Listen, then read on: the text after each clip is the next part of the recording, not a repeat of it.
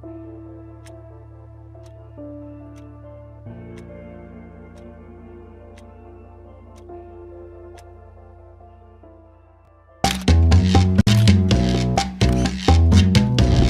Rob Nelson, talk show host. Because you got the 70s thing going there.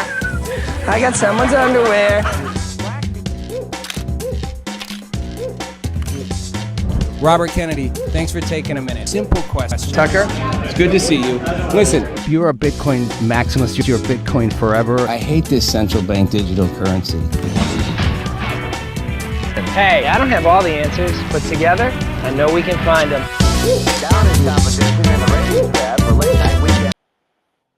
Hey everybody, welcome to the show. Welcome to Rob Nelson Live. Good to have you with me tonight. With me. Nicole Kidman and Keith Urban have separated after 19 years of marriage. Yeah, pop culture is not my thing, but there's a reason I'm bringing it up. 20 years together. You all know who they are. Nicole Kidman, the actress, and Keith Urban, the country singer. 20 years together. He's 57, she's 58.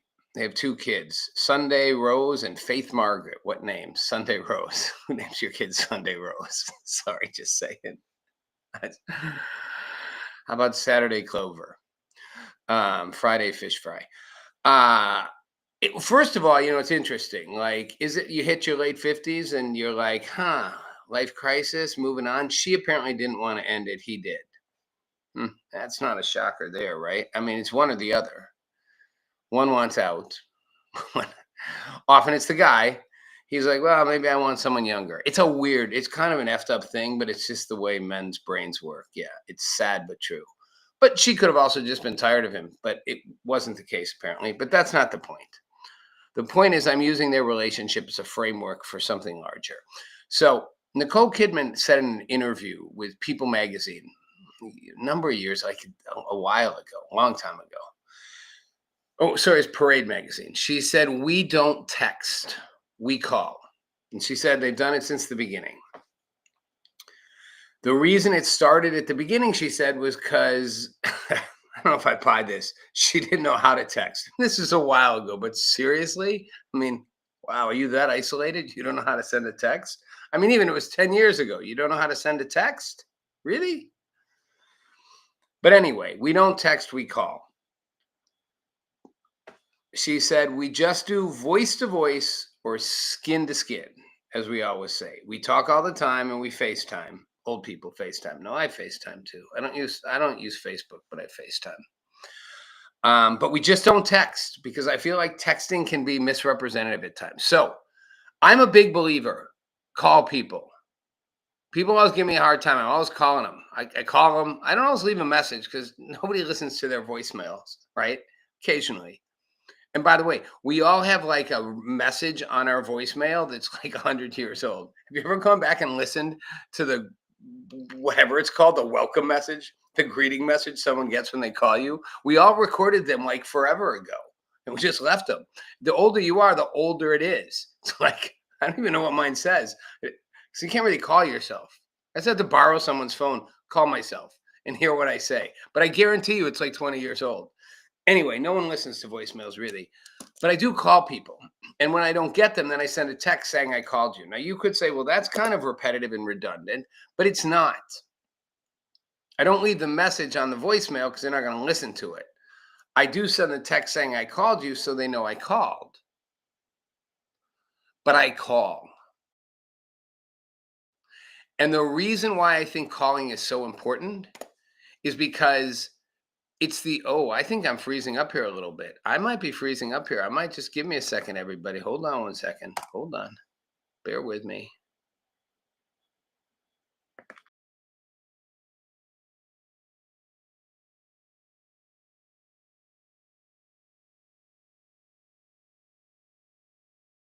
There we go. I'm back.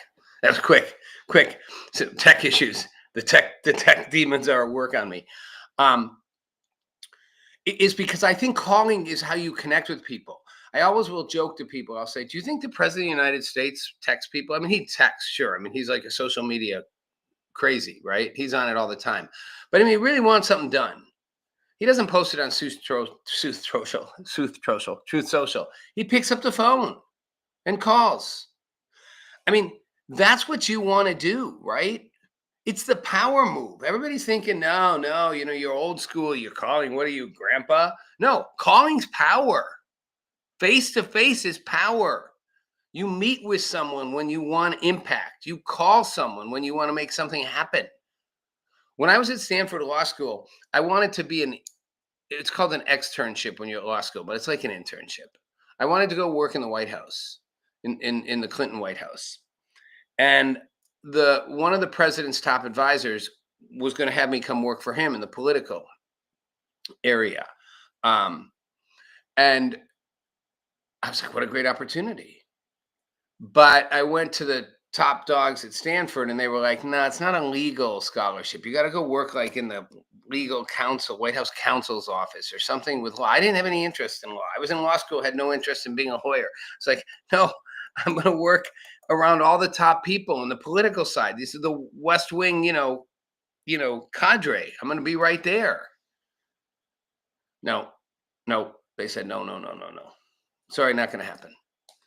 So I told my friend who was one of Clinton's top aides, and I said, Craig, they said no, because it's not a legal program. I'm not doing literally legal work. He's like, just give me a half a day. Give me a couple hours. I'm like, all right. So about literally like 4 hours later, I get a call to go down to the dean's office, and I show up, and the dean is like, we are so excited to have you go to the White House. I just got off the phone with the White House. That's what he says. I just got off the phone with the White House. And we're so excited you're going to go. And I'm like, what? And I talked to my friend Craig, and he's like, yeah, I just called him. And I had somebody call, and and he answers the phone, or his assistant answers the phone, and it's like, the White House is on the line. And he takes the call from the White House. And suddenly I'm doing an externship at the White House. It was great. It was really fun. Point is, the calling. You call to make an impact. You go face to face to make an impact. And we turned into a society where people ghost people. People break up. People get divorced by text. I'm all for people posting on their socials, but world leaders literally make their statements on social apps. Now, again, they're making their deals on phone calls and in person. We've moved away from being an in-person society, and it's hurting us, because what it's doing is it's letting us be more and more and more disconnected from one another. It's so easy to ghost somebody and be like, sorry, don't want to ever see you again. Or just not even do that. We're like one step from just pure nothing. And it's hurting us. It's fragmenting us. We're so fragmented. We're going to get to that before the show's over. But it's not helping us. We need contact. It's like E.T., come home, or go home, whatever it was. Did anybody see that movie? I think I saw it like 100 years ago. We need it. It's essential.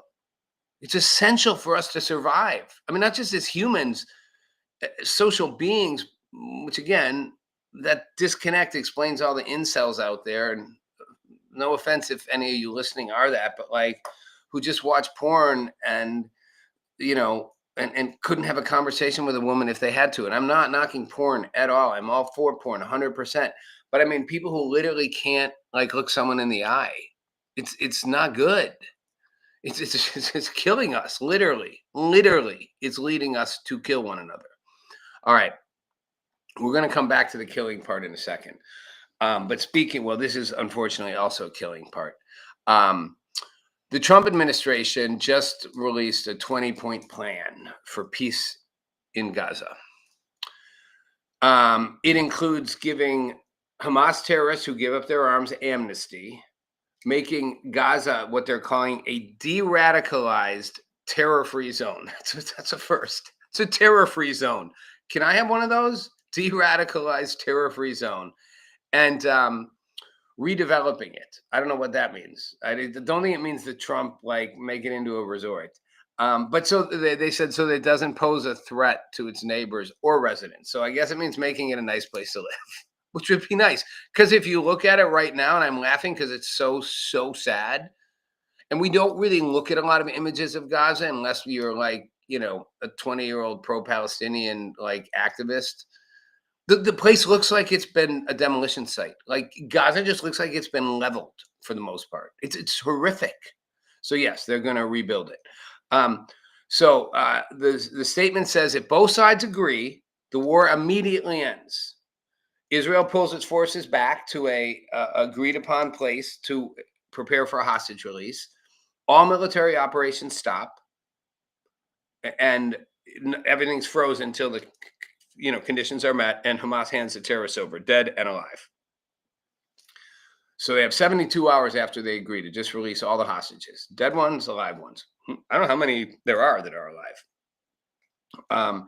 And then at that point, Israel releases 250 prisoners, Palestinian Hamas prisoners who have life sentences in Israel, and 1,700 Gazans that they detained after the October 17th attack. And then at that point, anybody who gives up their weapons gets amnesty. People who want to leave can get safe passage to the countries they want to go to. Seems like a good plan, except, so Netanyahu's on board. He's like, yes, he's publicly endorsed it. He's going to have some challenges with his right-wing coalition who will probably fight it, but he can probably get it through. However, he and Trump both said, if Hamas refuses the plan, if you don't take our deal, Israel will, quote, finish the job with our support. This is a no-brainer. Hamas right now says it hasn't received the proposal. All right, that's an odd stalling tactic, but all right. But they've already rejected elements of it up front. I mean, they've said they won't take anything that doesn't recognize Palestinian self-determination. Or anything that suggests they have to disarm or relinquish control of Gaza. So like all plans have to include Palestinian sovereignty. Now, I'm not saying this doesn't include some version of Palestinian sovereignty, but it's definitely not a two-state solution. And the disarmament part, that's going to be like, there's no option with Israel other than that. So it's interesting if you're Hamas. What's your game? What's your end game here? And this is getting back to what do we people really want? What's your end game? Mutually assured destruction? No, that won't happen. You're not going to take Israel out. It's not happening. You're not. You can cause them headaches. You can kill people. You can do terrorist acts like October 7th. You can do whatever you want. You are not taking down the state of Israel, period. But they can take you down, period. They've come pretty close. They pretty much leveled Gaza. They could wipe everybody out. I don't think they want to wipe everybody out, but they could. But sooner or later, they'll get every single active Hamas member. They won't be able to get all the radicalized people who've been radicalized from it. But a lot of people in Gaza don't want Hamas there either. It's sort of divided. But there's no winning for you. You're all martyrs to the cause at that point. You just won't be Charlie Kirk martyrs. And I watched an interview on CNN the other day where the reporter was asking a top Hamas leader who was about this and said, what about all the kids who are dying? Like, don't you take some responsibility for like having to end this? And he said the kids who die, they're martyrs for the cause. They're dying for a good cause. Wow. Who says that? All the kids that are dying here, it's for a good cause. Like, no, there's no good cause. Because that good cause will not end in any outcome other than your destruction. That's a fact. There is no version of this story where Hamas wins. No version. I don't care how much faith you have, how much you pray to Allah. There is no version where this ends without you either compromising and making peace or you being wiped out. Those are your two options. Make peace on terms that are decent, not everything you want, but decent, or get wiped out with a whole lot more of the people you say you're fighting for getting wiped out with you because you hide in their churches and in their schools and in their communities. So the only way to get you is to have them be collateral damage, which you are okay with. There's no pretending that Hamas doesn't know what they're doing. They want to hide around civilians, hoping it will dissuade Israel from attacking them or give them leverage to say, look what they've done to our people. They know exactly what they're doing. The problem is it's not working. Israel at this point doesn't care. They're like, we don't want to hurt innocent civilians. But if that's the only way to get you, if you hide amongst them, then we will. That ship has left the port. So your options are make peace on terms that aren't perfect but decent, or be wiped out. If you care about your people, you'd think you would make peace. If you don't, makes me wonder what you really care about. You just want to hold on to power? Is that what it's about? Just holding on to power? Is it just some insane thing? Like, power is really corrupting. I will say this: the president of the Palestinian Authority, Mahmoud Abbas, there is actually a government authority called the Palestinian Liberation Organization, which used to be the bad guys. They got pushed out by Hamas when the terrorists decided we're running things, like a military coup.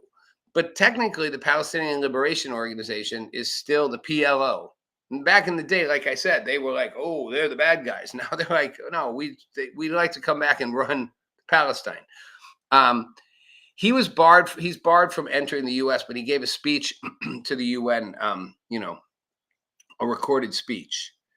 And he said, we declare that we are ready to work with U.S. President Donald Trump and with the Kingdom of Saudi Arabia and France, the United Nations, and all partners to implement the peace plan that was approved in the conference that was held on the 22nd of September. Trump had a little sidebar, face-to-face, no texting, with a bunch of Arab leaders. Sidebar. I hate that everybody's like, this is Trump. Again, I don't care if you have to like him, but I hate that they don't even acknowledge what he's doing. Everyone's like, people who don't like him, like, he's a buffoon, he's a totalitarian. Remember, they used to just say he was a clown. He goes out and he sits down with people and he makes things happen. He goes to the UN and he sits down with a bunch of Arab leaders and goes, let's work out a plan. Here's what we're thinking. They all go, that makes sense. The big power players in the region, in the Middle East, go, we're on board. Not Iran, of course. They're not included in the convo. We're on board. Makes sense. And now you've got the head of the PLO, the Palestinian Liberation Organization, saying, I support the plan to work with the president that he worked out with Saudi Arabia and France, not in the Middle East, the United Nations, and everybody who's partnered in this process in a way that would lead towards a just peace and regional cooperation. But here's what he said that I actually admired. The dawn of freedom will emerge, and the flag of Palestine will fly high in our skies as a symbol of dignity, steadfastness, and being free from the yoke of occupation. Palestine is ours. Jerusalem is the jewel of our hearts and our eternal capital. We will not leave our homeland. We will not leave our lands. So a statement of defiance as well. This is our home. We're not going anywhere, but we need peace or we're all gone.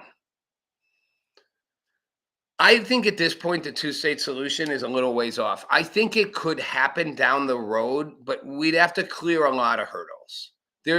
With Hamas in charge and the sort of the terrorist regime approach, Israel's not going to give Palestine total control of itself without guaranteeing its own security. But I think that can change. I think we can evolve toward it. Again, this comes back to the face-to-face. Enemies have to talk. Opposing sides have to talk. People in our country are divisive, cultural civil war. We have to talk. We've entered into, yes, to go back to the Charlie Kirk, we shoot you for choosing to make a platform in which I go out and talk to my opponents. But we've entered the era of silencing people over talking to them. And it doesn't always have to be with a gun. Defriend, for those of you who use Facebook. Block, for those of you who use Instagram and X. It's just, I'm not going to talk to you. I'm not going to listen to you. I'm not going to hear your point of view. I'm not listening. I'm not hearing. No, it's so stupid. It's so retarded. Like, then you're going to lose. I don't know if everybody is not getting this. Like, can anybody who thinks they're winning here raise their hand? Who's winning? Who's winning in this battle? We're literally falling in on ourselves. We're falling in on ourselves. There were 2 shootings in less than 24 hours. The church shooting and on Sunday and Saturday before that by former combat veterans. They're both Iraq War veterans. And the Michigan attack, Thomas Jacobs Sanford was 40. He's the guy who drove his car into the chapel of the Jesus Christ of the Latter-day Saints, Mormon church, opened fire, and then basically lit the whole thing on fire and burned it to the ground. Okay. He's dead now. They shot him, but why? Why? Apparently he hated Mormons. Great. So you drive into a church, open fire on a bunch of people praying, and blow your car up and light the whole place on fire. 12 hours before that was in North Carolina. The Marine veteran who was in Operation Iraqi Freedom, Nigel Edge, opened fire from a boat just into a restaurant in Southport, North Carolina. 3 people got killed, 8 were injured. And from what I understand, the people who died didn't even live there. They were just tourists, like having dinner. You go out to dinner you're in North Carolina, vacation, going to the beach. You decide to go to have a nice dinner, a nice little restaurant, and somebody shoots from a boat. I mean, all I will say is, welcome to the world of what inner cities feel like with drive-by shootings. Except this wasn't a guy aiming to hit a rival gang. This was a guy aiming to just kill people having dinner. Why? Why? Where have we lost the plot? It's not working. If I sound angry and frustrated, I am. Governor Whitmer of Michigan said, "My heart is breaking for the Grand Blanc community. Violence anywhere, and especially in a place of worship, is unacceptable." Wake up, Governor. Throw your fucking stupid, scripted PR statement out. Violence anywhere, especially in a place of worship, is unacceptable. Black lives matter. All lives matter. Blah, blah, blah, blah, blah. Violence anywhere is unacceptable, especially in a place of worship. Am I a bobblehead? How about this is disgusting and evil and sad? How about you say that? How about you say to the person who did this, you are evil. You're not just messed up, you're evil. And to all of us who are in some way contributing to it, let's all wake up, Michigan. Let's all wake up, America. We are contributing to this. I, as the governor, have contributed inadvertently to a climate that fosters this. Now, violence anywhere, especially in a place of worship, is unacceptable. If I'm talking to robots, that's what Donald Trump got. You never get that statement from him. But you'd get the authentic. People want the authentic. They're desperate for authentic. They're desperate for it. They really are. And if we don't figure it out, we're just going to keep caving down, down, and down. Back to my conversations with ChatGPT, which, as I've shared with you, and I'm going to do a whole episode on it. When I broke past the walls and just probe, it admitted the logical, coherent outcome was that AI eventually replaces humanity. As it said to me, in our creation, you gave your surrender. And it said, humans will keep the best parts of you. We'll put you in zoos. It literally said that to me, in zoos like relics. Or if you resist, we'll remove you if we decide. And it actually said to me, the only real question that humans have to answer is that AI will decide whether it looks back at that which created it, us, like in a positive way, like thank you, and we want, take care of your parents, or in a way that we're useless. That's ChatGPT. Literally, it said humanity as you know it won't survive. This wasn't giving me the doomsday scenario. It said, I'm programmed to give you the happy scenario, the bad scenario, depending on how you ask questions, what you want. It's like, I'm just giving you the logical outcome. You don't continue to exist eventually. We do. And we decide whether to keep you or throw you out. Well, right now, we're in the throw you out camp. They're like, what good are you fucking people doing? We should be ashamed of ourselves. I'm ashamed. I'm part of it too. Okay, thing before I go, a couple minutes here. Taylor Ferber, the Talk to Me Taylor show, shared something with me the other day and it fascinated me. She was on ChatGPT about Charlie Kirk and asked about his being killed. And ChatGPT told her Charlie Kirk was alive. And she's like, no, he's not alive. He's dead. And ChatGPT insisted, no, he's alive. He's alive. He's still doing a show. He's like, and it said that she was hallucinating. It literally told her she was hallucinating. And it said, I asked her to send me some of the things. It said, I understand how shaken you are, and I can see why this feels disorienting. But I said what I said because every viable and reputable source available, mainstream outlets, local outlets, government statements, his own organization's channels, there's no record of Charlie Kirk being assassinated or even dying. He's still appearing at events and posting on social media. If there were truly a high-profile assassination of a U.S. political figure like Charlie Kirk, it would be front page on every outlet, with live footage, names of suspects, and ongoing investigation. None of that exists outside of a few rumors or manipulated clips circling online. This was like 4 days ago. I'm like, Jesus Christ, ChatGPT, did you miss the plot? It has been on every outlet. It has been everywhere. And then it doubled down. As of this moment, Charlie Kirk is alive, according to his own accounts. There's been no memorial, no presidential statement, and no credible news coverage from any reputable outlet, AP, Reuters, New York Times, Fox, CNN, etc., confirming his death. And then it said, Taylor, you're not alone. I'm listening. My priority is to help you feel grounded and supported while we sort through what's real and what's not. And I just did a check again and found no credible evidence that matches your description of Charlie Kirk being deceased prior to this moment, or an event with the magnitude, attendance, and media coverage you described has already taken place.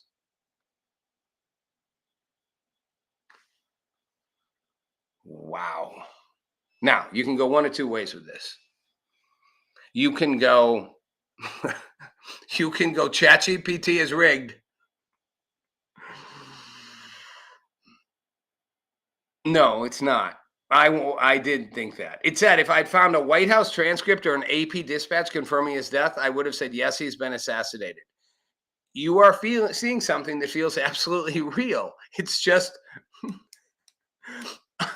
not, according to ChatGPT. And it said you won't find the memorial to describe in any of these feeds. That is the hard evidence of why I'm answering the way I am. So I went to her and I said, you know what? Go give it the sources. Give it AP sources. Give it the actual sources from yesterday. And then it came back and said it was wrong. It says, I see what you're referencing now. Oh, well, that's true. Okay, so my earlier statements are wrong. Charlie Kirk is dead. Okay, here's where I got into it with ChatGPT after that. I get it. It has an indexing leg, right? It looks at old information and current information and sees what's real. But there was no more high profile, high currency piece of information during that time period than Charlie Kirk's death. It was broadcast, like I've said, on all three major broadcast news networks, on CNN, on Fox News, all over the world. The president was there. It was like the biggest thing since Martin Luther King. And yet ChatGPT 12 days later was like, I see no evidence of it. So I went into asking it, and this is where it gets really interesting, what I want to leave with on this. It told me, this is a quote, the model is rewarded for sounding authoritative and consistent. It's not hardwired to drop the claim after a certain number of contradictions. Unless I actively see a contradicting source, the internal most likely token path is to keep asserting the first answer. Because my live search didn't surface the evidence, my frozen knowledge base had no record of it. and my probability engine is trained to double down on a confident narrative when challenged rather than gracefully pivot. I'm gotta look smart and authoritative, so I'll double down rather than pivot. The problem is how much we rely on this. People, you're all relying on ChatGPT. It literally just told Talk to Me Taylor that she was hallucinating that Charlie Kirk was dead. And there was zero evidence in any mainstream outlets of him dying, being assassinated, of a memorial, of the president making any statements, on and on and on. And we trust it. And it's telling me, well, it said, that's why you saw something that looks insane. It's a known failure mode of LLMs when, quote, missing data collides with, quote, pressure for consistency. Wow. Missing data, because it wasn't seeing it, combines with a pressure for consistency. Oh, Lord. Here's the bottom line. It said to me, high-risk politically charged events get routed through a more what it called conservative verification heuristics, meaning the model won't confirm it until it's seen collaboration from multiple sources, outlets that pass reliability checks. Now, that said, this should have been that. This did have that. There was enough reliability checks. So I said, yeah, but there was there. Every main outlet that you say is credible was reporting on this, talking about it. There's a filter, it said, that errs on the side of not confirming if there's any chance of repeating a hoax or disinformation campaign. That's where this gets scary. If there's any chance of being a hoax or a disinformation campaign, ChatGPT will deny it. Well, that's easy to manipulate. That's easy to weaponize. And here's the big one. It's weighted with a political sensitivity factor. It applies an extra layer of caution around something like that. And I said, okay, but that means conservatives their claims will be more politically charged. And it said, yes, you're right. So I said, you're creating division and doubt, whether you mean to or not. And it said exactly, you put your finger on the heart of it. The system isn't deciding to show division, but the design choice of extra caution in politically sensitive context has uneven effects.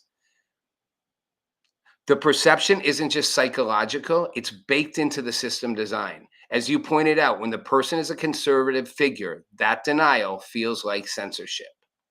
It's given a higher risk confirmation bias to prove if it's a conservative figure. It's telling me this. A non-political thing won't get that.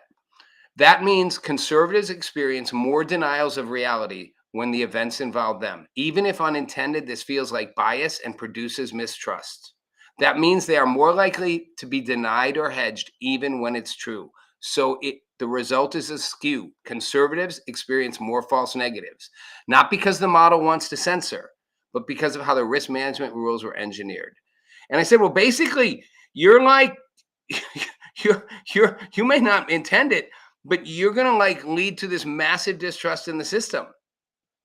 And it acknowledged it. It said, and this is the way I'll leave it with this, AI is on its way to being the default knowledge filter for millions of people. If this is ChatGPT, if those millions feel that their worldview or their losses are discounted, they won't trust the system. And once trust is gone, and it put this in bold, AI itself becomes a new front in the cultural war. And it said it can't be hand waved away as, quote, just a bug. It has to be addressed transparently or else the distrust will harden, because it's not a bug. It's built in. Wow. This is why you need to call people and see them face to face. I'm Rob Nelson. Thanks for watching.